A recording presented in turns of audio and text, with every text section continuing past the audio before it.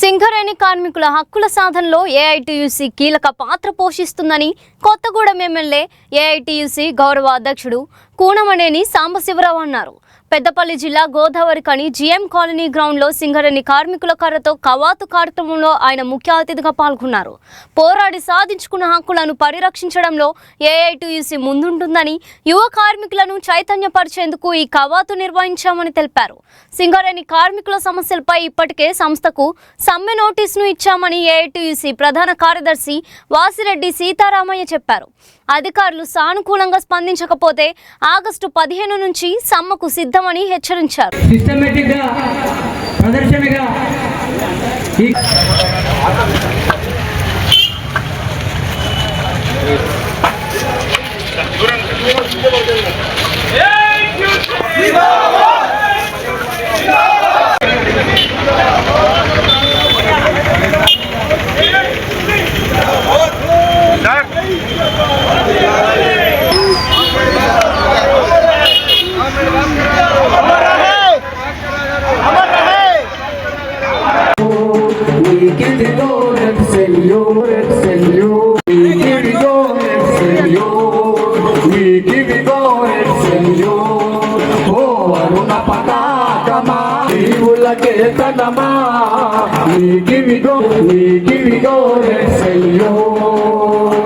మృత వీరుల త్యాగ ఫలితమే నీ వర్ణం ఎరిపోయింది.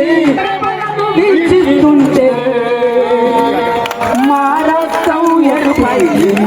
అన్న పతాకమా ఉంటారు, బుక్ అడ్జస్ట్మెంట్ అంటారే కోఆపరేటివ్ లాగా. మరి ఈ బీఆర్ఎస్ వాళ్ళకి ఎట్లా తెలిసింది? ఈ బీఆర్ఎస్ వాళ్ళకంటే వీళ్ళు అదే చేశారు. వీళ్ళు 90 లక్షలు చేశారు, కాగితాలతో సహా బయట పెట్టారు. వాళ్ళు 90 లక్షలు, వీళ్ళు 40 లక్షలు. వీళ్ళు చేసిందని కాంగ్రెస్ వాళ్ళు ఇచ్చేస్తే వాళ్ళకంటే ముందే బీజేపీ వాళ్ళు కాంగ్రెస్ వాళ్ళ ఆఫీసుల మీద ఇచ్చేస్తూ, అంటే కర్రలు పట్టుకొని ఇవాళ హైదరాబాద్ లాంటి వీధుల్లో తిరుగుతూ ఉన్నారు.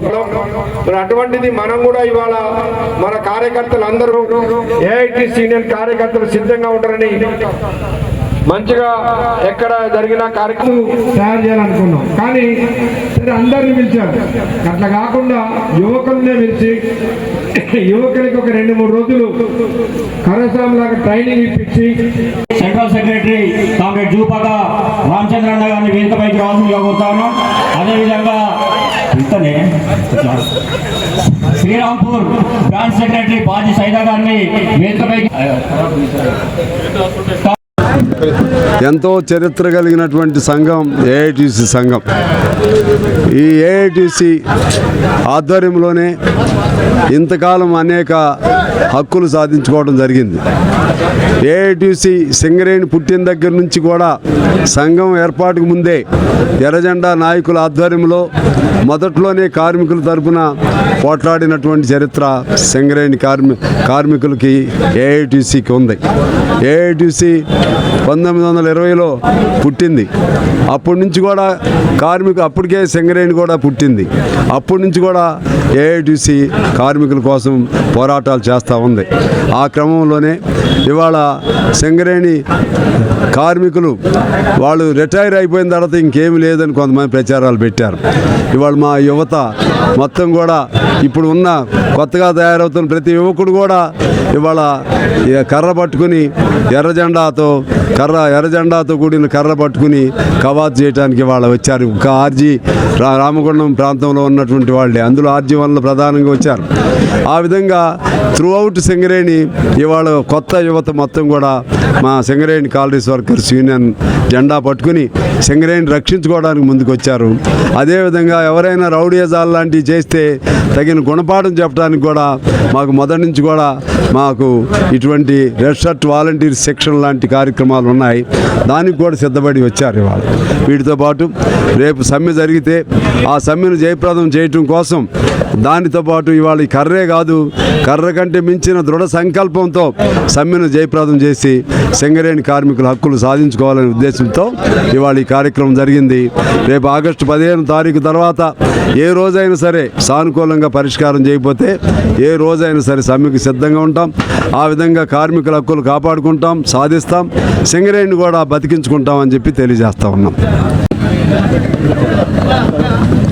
సింగరేణిలో ఏఐటీసీ యూనియన్ ఆధ్వర్యంలో యువ కార్మికులని కవాత్ కార్యక్రమానికి ఈరోజు ఈ గ్రౌండ్లో పిలిపించడం జరిగింది.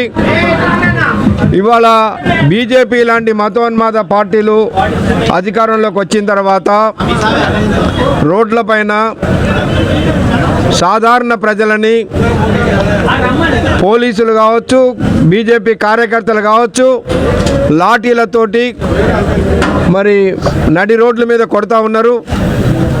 అటువంటి దాన్ని అడ్డుకోవడం కొరకు సింగరేణి కార్మిక వర్గం యువకులందరూ కూడా కర్రతో కవాతు నేర్చుకొని ఇలాంటి గుండాలకి బుద్ధి చెప్పే పద్ధతిలో ఉండడానికే ఇవాళ ఏఐటీసీ ఆధ్వర్యంలో ఈ కవాతు కార్యక్రమాన్ని ఏర్పాటు చేశాం. సింగరేణి వ్యాప్తంగా అన్ని ఏరియాలలో కూడా యువ కార్మికులతోటి ఈ కవాతు కార్యక్రమం అనేది ఏర్పాటు చేయటం, యువ కార్మికులని రెడ్ షర్ట్ వాలంటీర్స్గా తయారు చేసుకోవడం అనేది జరుగుతూ ఉంది. అట్లనే ఇవాళ సింగరేణి కాలేజీలో కార్మికుల సమస్యల పైన సమ్మె ఇచ్చాం. ఈ సమ్మె పైన ఇప్పటికి 2 సార్లు చర్చలు జరిగినాయి. రేపు 28వ తారీఖు నాడు ఆర్ఎల్సీ ఆఫీస్ దగ్గర చర్చలు ఉన్నాయి. ఈ చర్చల్లో కనుక యాజమాన్యం సానుకూలంగా స్పందించకపోతే ఆగస్టు 15 తర్వాత సమ్మె చేయడానికి సిద్ధంగా ఉన్నామని చెప్పేసి సింగరేణి యాజమాన్యాన్ని హెచ్చరిస్తూ ఉన్నాం.